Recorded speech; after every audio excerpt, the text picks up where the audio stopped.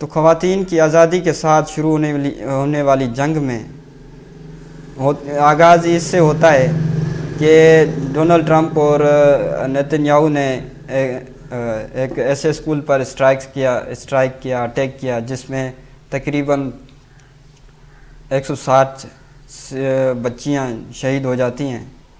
اور آپ امریکہ کی تاریخ اٹھا کر دیکھیں تو ان کی فورن پالیسی اور تاریخ بڑی پڑی ہے کہ وہ جاتے تو ایک ملک میں ڈیموکریسی انسٹال کرنے جاتے ہیں، لیکن اچانک ہی سے اس سے رحمتیں پھوٹتی ہیں اور تیل کے جو ذخائر ہیں وہ چشمے ہیں وہ پھوٹنا شروع ہو جاتے ہیں. اور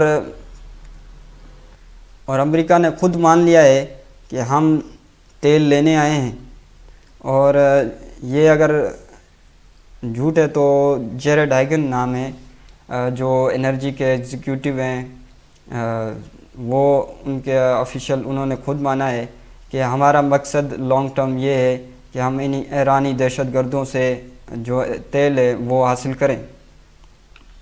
تو الہام ہوا ختم، اور وہ اپنے منہ سے خود ہی مان رہے ہیں کہ ہم تیل حاصل کرنے آئے ہیں، تیل سیز کرنے آئے ہیں، اور ہم تیل کھانے والی مشینیں ہیں. We are the machines of using oil just. تو اس کے بعد کوئی دو رائے تو بچتی نہیں ہے.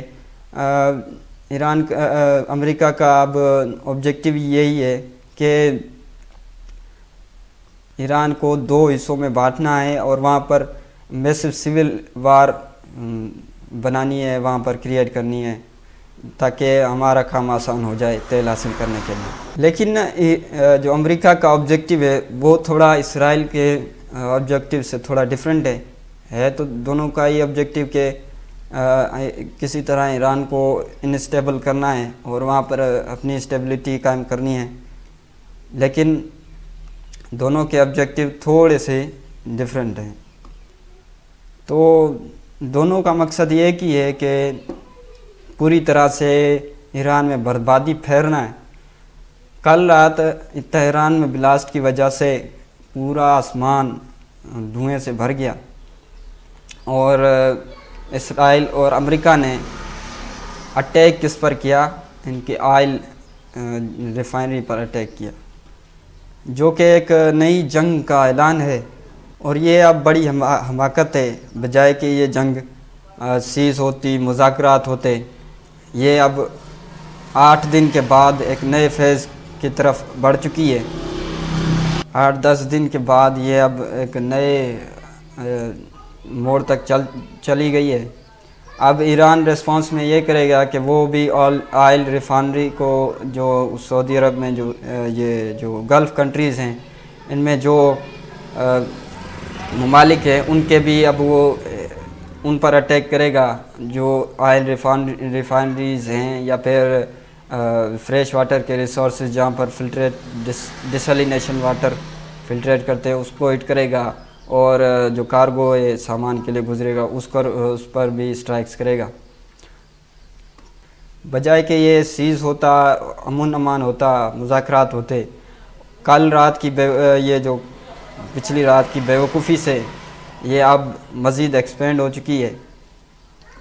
آئل ریفائنری پر اٹیک کرنے کے بعد جب ایرانی صبح کو اٹھتے ہیں تو ان کی گاڑیوں پر ایسڈ رین ہو رہی ہوتی ہے، مطلب کہ وہاں پر گاڑیوں پر تیل لگا ہوا ہوتا ہے اور پورا آسمان ایسڈ رین سے بھر جاتا ہے.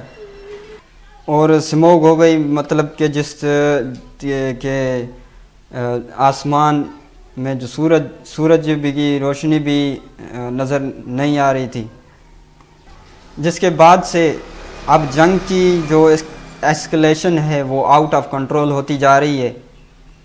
مسعود پزشکیان نے جو کہ ڈیفنس منسٹر ہیں ایران کے، انہوں نے اسٹیٹمنٹ دیا کہ اگر امریکہ ہم پر جو اٹیک نہیں کرتا تو ہم بھی نہیں کریں گے، جس کے بعد ڈونلڈ ٹرمپ نے کہا کہ انہوں نے تو ہار مان لی ہے.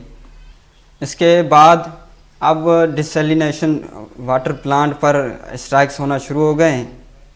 اور پاکستان میں جس طرح سے پیٹرول کی پرائسز 55 روپیہ ایک ہی دن میں بڑھا دینا تاریخ میں شاید یہ کبھی نہیں ہوا. اس پر بھی بعد میں بات کریں گے، لیکن پہلے بات کرتے ہیں کہ 8 مارچ کو انڈسٹریل جو ہب ہے ایران کا، تہران البرز جو ریجن ہے اس پر اٹیک کیا جاتا ہے اور ریفائنری میں آگ بھڑک اٹھتی ہے. اس سے پہلے کہ ہم نے دیکھا کہ اور جہاں پر ایران کا کشف آئلینڈ ہے وہاں پر بھی جہاں پر ایران کا ڈیسیلینیشن واٹر پلانٹ لگا ہوا ہے وہاں پر بھی اٹیک ہوا تھا. اس کے بعد بحرین میں ایران نے بھی اٹیکس کیے ڈیسیلینیشن واٹر پہ. تو ایران کا یہ کہنا تھا کہ واٹر انفراسٹرکچر پر پہلے امریکہ نے جو ہے اٹیکس سیٹ کیے، پھر ہم نے اس کے بعد اپنے جو ہے پلاننگ اپنی اسٹریٹجی پر غور دیا. یو اے ای میں بھی ڈیسیلینیشن واٹر ڈیمیج ہوئے ہیں اور اس کے ساتھ ساتھ بحرین کے بھی جو ڈیسیلینیشن واٹر ہیں پلانٹس ہیں ان پر بھی اٹیکس کیے گئے ہیں. اور دوحہ جو ڈیسیلینیشن واٹر پلانٹ ہے اس کی بھی جو خبریں گردش کر رہی ہیں، سرکولیٹ کر رہی ہیں کہ اس پر بھی کافی ڈیمیج ہوا ہے.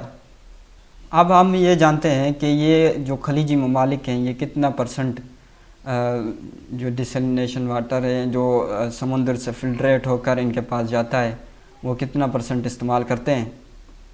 اب تو مطلب اس کے تقریباً سروائیول ناممکن ہو چکا ہے اور بہت مشکل ہو چکی ہے، کیونکہ جب وہ جو سارا جو گلف کنٹریز ہیں ان کے پاس تو انڈر واٹر گراؤنڈ میں جو انڈر واٹر گراؤنڈ موجود ہی نہیں ہے جس سے وہ پانی حاصل کریں، تو ان کا سارا جو پانی آتا ہے وہ سی سے آتا ہے اور اس سے وہ فلٹریٹ کر کے اس پانی کو استعمال کرتے ہیں.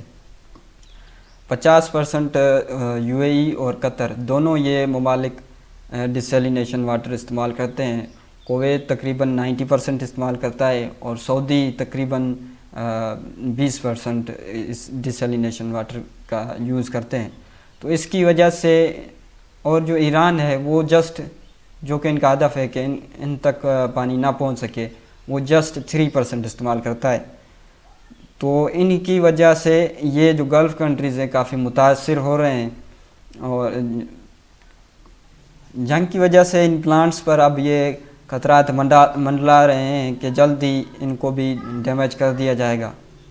فریش واٹر کی پر اٹیک جو یہ ڈیسیلین پلانٹس ہیں ان پر اٹیک کرنے کا مطلب ہی یہ ہے کہ مطلب آپ جو گلف کنٹریز ہیں ان کو آپ پیاسا ہی مار دیں. یہاں تک کہ خوراک کی بات کریں، فوڈ ایڈیبلز کی بات کریں تو یہ تقریباً جو یہ ممالک ہیں گلف کنٹریز ان کے پاس فصلیں بھی نہیں ہوتی اور یہ کچھ کریٹ بھی نہیں کرتے اور ان کے پاس اپنی لیبر بھی نہیں ہوتی. تاریخ یہ بتاتے یہ ہے کہ کچھ تیل کے ذخائر کنویں نکلے اور ایک قوم اٹھ کر کھڑی ہو گئی. اور یہ ممالک گلف کنٹریز ہیں وہ تقریباً جو سارا کھانا ہے خوراک وغیرہ ہے، فوڈ ایڈیبلز ہیں، وہ سارا ہی باہر سے امپورٹ کرتے ہیں. یو اے ای تقریباً 90% باہر سے امپورٹ کرتا ہے. سعودی تقریباً 80% اس کا جو خوراک ہے وہ باہر سے امپورٹ ہوتی ہے اور کویت کی 90% ہوتی ہے. اور مجموعی طور پر ایران کی جسٹ 25% ہوتی ہے، اس سے زیادہ نہیں ہوتی ہے. تو مطلب کہ اس کا 90% نقصان گلف کنٹریز کو ہوگا، کیونکہ ہرمز بند ہو جائے گا، امپورٹ وہاں سے جو کھانے کی امپورٹ ہے وہ بند ہو جائے گی اور ڈیسیلینیشن واٹر ہیں ان پر اٹیک ہوگا.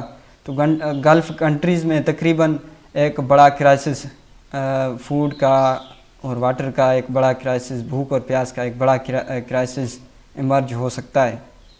دوسری سب سے بڑی چیز جو کہ ان گلف کنٹریز نے تقریباً خربوں dollars, trillion dollars American stock market میں انویسٹ کیے ہیں، اگر وہ ایک ہی دفعہ سے یہ اپنے ڈالرز نکال لیں تو ایک بڑا جو ہے نا امریکہ کو بڑا نقصان جھیلنا پڑے گا.